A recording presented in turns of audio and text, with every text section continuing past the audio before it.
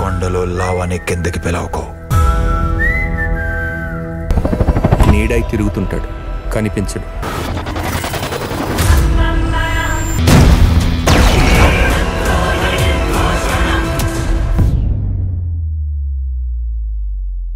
కొండలో లావాని కిందకి పిలవకో. నీడై తిరుగుతుంటాడు, కనిపించడు.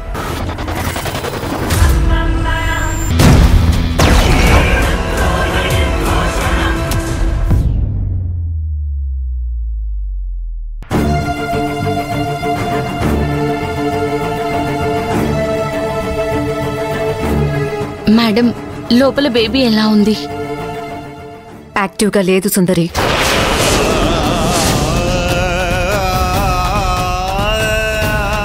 ఏంటి డాక్టర్ అలా అంటున్నారు? ఎందుకు? ఏమైంది డాక్టర్? బేబీ యాక్టివ్గా లేదా? అస్సలు లేదు.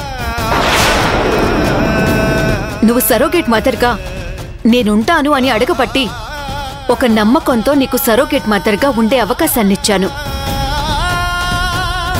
నువ్వు నా నమ్మకాన్ని దెబ్బతీసావు సుందరి.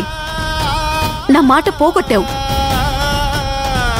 బిడ్డను మోసే తల్లి ఎన్నో జాగ్రత్తలు పాటిస్తూ ఎంతో శ్రద్ధగా మంచి ఆరోగ్యంతో సంతోషంగా హాయిగా ఉండాలి. అది ముఖ్యంగా సరోగసి పద్ధతిలో బిడ్డని కనడానికి ఒప్పుకునే తల్లి.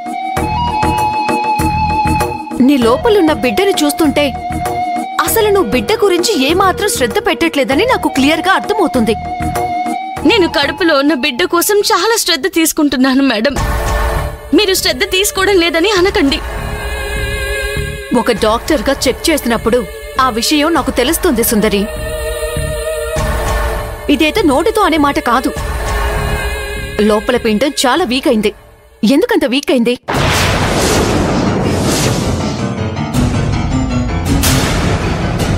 అంతా నా కర్మ మేడం, కర్మ.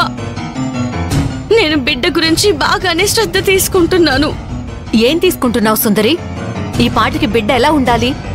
నాకే షాకింగ్గా ఉంది, అయోమయంగా ఉంది. నీ కడుపులో ఉన్న బిడ్డ నీ సొంత బిడ్డ అయితే నువ్వింత నిర్లక్ష్యంగా ఉండేదానివా? నువ్వు నిజంగా 9 నెలలు పెంచి బేబీని అనుకివ్వాలని మనస్ఫూర్తిగా కోరుకున్న దానివి అయితే ఇంత నిర్లక్ష్యం చేసేదానివా?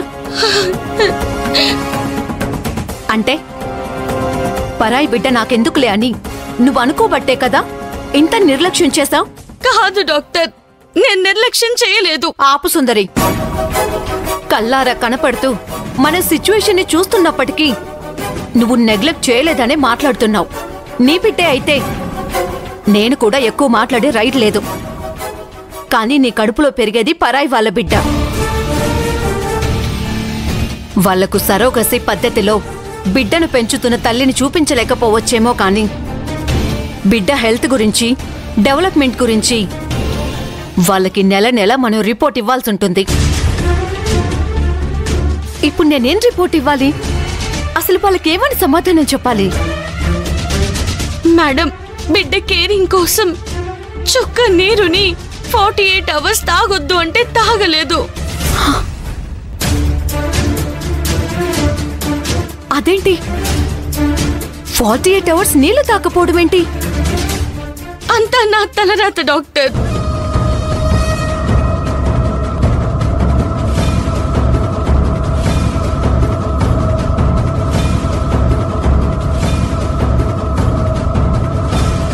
నాకు స్పృహ లేని టైంలో ఇదంతా జరిగింది మేడం. నువ్వు నన్ను మామూలు ఇబ్బంది పెట్టట్లేదు సుందరి. దాదాపు నీ కడుపులో ప్రెగ్నెన్సీ పోయినట్టే కదా.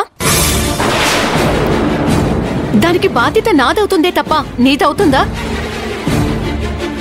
కాదు కదా. రేపటి రోజున ఆ పేరెంట్స్ లీగల్ గా అప్రోచ్ అయ్యి నా మీద కేసు వేస్తే నేనెక్కడ ఇక మెడికల్ ప్రాక్టీస్ చేయటానికి కూడా లేదు. నువ్వేమో సరోగేట్ మదర్ గురించి అనుకి చెప్పొద్దు అంటున్నావు. ఇటు చూస్తేనేమో నువ్వు ఏమాత్రం కేర్ తీసుకోవట్లేదు. ఇప్పుడు నేనేం చెయ్యాలి? ఎవరెవరి కోసం నేను కష్టపడుతున్నాను అని వాళ్ళ గురించి ఆలోచిస్తూ పిచ్చి పిచ్చిగా తిరుగుతున్నావే తప్ప నీ కడుపులో ఉన్న బేబీ గురించి క్షణం కూడా నువ్వు పట్టించుకోవడం లేదు. రెస్ట్లెస్ గా తిరుగుతున్నావు సుందరి. నేను వాళ్ళందరినీ సేవ్ చేయడం కోసమే తిరుగుతున్నాను తప్ప వేరే కాదు డాక్టర్. నన్ను ఎందుకు మీరు అర్థం చేసుకోవడం లేదు? నువ్వు వాళ్ళ కోసమే తిరుగుతూ వాళ్ళనే ప్రాబ్లమ్స్ లో నుంచి బయటకు తెచ్చేందుకు తిరిగితే నువ్వు వాళ్ళ గురించి ఆలోచించాలి. ఇక్కడ నీ హెల్త్, లోపలున్న బిడ్డ హెల్త్ మాకు చాలా ఇంపార్టెంట్. సుందరి, నీ కడుపులో ఉన్న బిడ్డ గురించి కేర్ తీసుకొని 9 నెలల తర్వాత మాకు బిడ్డను అప్పచెప్పేంత వరకు నీ మీద మాకొక హక్కు ఉంటుంది. దానికి నువ్వు సిద్ధమే అన్నట్టుగా ఫామ్ మీద సైన్ చేశావు, అది గుర్తుపెట్టుకో.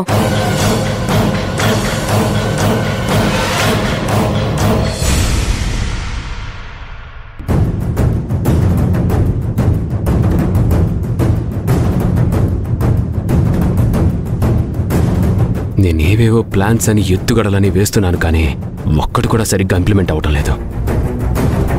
ఆ సుందరి పేరు తలుచుకుంటేనే భయం వేస్తుంది. వరుసగా ఒకదాని వెంట ఒకటి అటెంప్ట్ చేసుకుంటూ వచ్చేస్తుంది. చూస్తూ ఉండగానే దివ్య మీద అటాక్ జరిగింది. కాస్తైతే ప్రాణం పోయేది. ఆ ఇంట్లో ఆ ఇన్సిడెంట్ జరిగిన దగ్గర నుంచి బావకు అక్కకు ఎవ్వరికి కంటి మీద కునుకులేదు. ఆ తర్వాత ముహూర్తం నా ఇంట్లో పెట్టింది. నా అను బేబీని పైలోకం అంచుల వరకు తీసుకెళ్ళింది. యమధర్మరాజు మూడు బాగోలేక నా అను బేబీ బతికి బట్ట కట్టింది. కానీ లేకపోతే నేను నా అను బేబీ లేక ఒంటరి బిక్కారనయ్యేవాణ్ణి. సుందరివన్నీ ఎందుకు చేస్తున్నట్టు? నేను 3 ముళ్ళు వేసి ముట్టనట్టుగా దూరంగా ఉంటున్నానని మనసులో కక్ష పెంచుకుందా? నా మీద కక్ష పెంచుకుంటే బంగారాజు బావని స్వర్గపురికి ఎందుకు పంపించాలనుకుంటుంది? అంటే అను బేబీని దత్తత తీసుకోవడం సుందరి మనసుకు నచ్చలేదా?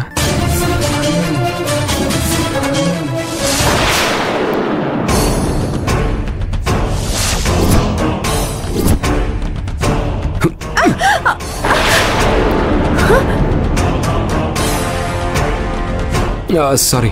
ఏంటి కార్తిక్ ఇది? ఎందుకు ఇలా నెట్టేశావు? సారీ అను బేబీ. ఎందుకు టెన్షన్ లో ఉన్నావు?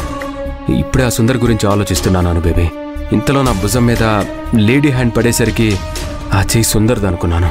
చిచి, ఆ సుందరి గురించి ఇంతగా భయపడాలా? భయపడాలా అంటావేంటాను బేబీ? ఇప్పటి వరకు వరుస హత్యల మాదిరిగా వరుస హత్య ప్రయత్నాలు జరిగాయి. దివ్య, నువ్వు, బంగారాజు అందరూ అయిపోయారు. ఇక ఇక్కడున్నది ఈ ఏక్ నిరంజన్ కార్తిక్ మాత్రమే. మా మీదకి వచ్చినంత తేలిగ్గా ఆ సుందరి నీ మీదికి రాదు కార్తిక్. ఏ, నేనేమన్నా స్పెషలా? ఆ సుందరి గదే ఉండదాను బేబీ. ఇక లైన్లో ఉన్నది నేనే. కార్తిక్, నిన్నేం చేయదులే. ఎంతైనా ఆ సుందరికి మాజీ భర్తవి కదా. మాజీ మంత్రి అంటే అదో స్పెషల్ రెస్పెక్ట్ ఉంటుందాను బేబీ. కానీ మాజీ భర్త అంటే పనికి రాని పనికి మాలిన ఏదో బతుకై ఉంటుంది. ఆ సుందరి నన్ను కూడా ఏం విడిచిపెట్టదు.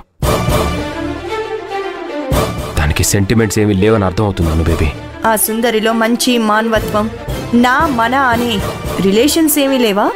ఇందులో నన్ను అడిగేదే ఉందాను బేబీ. నువ్వు సుందరికి ఒకప్పుడు ప్రాణం. అలాంటిది ఇప్పుడు నీ ప్రాణం తీయడానికి కూడా వెనకాడలేదు కదా. నిన్నే వదులుకున్నప్పుడు ఆ సుందరి మెడలో తాళి కట్టి నీతో కాపురం చేస్తుంటే నేను ఇంకా ఆమె దృష్టిలో నేరస్తుండే కదా. అలాంటప్పుడు నన్నెందుకు వదులుతుంది? అందుకే టెన్షన్గా ఉందాను బేబీ. నెక్స్ట్ టార్గెట్ నేనే.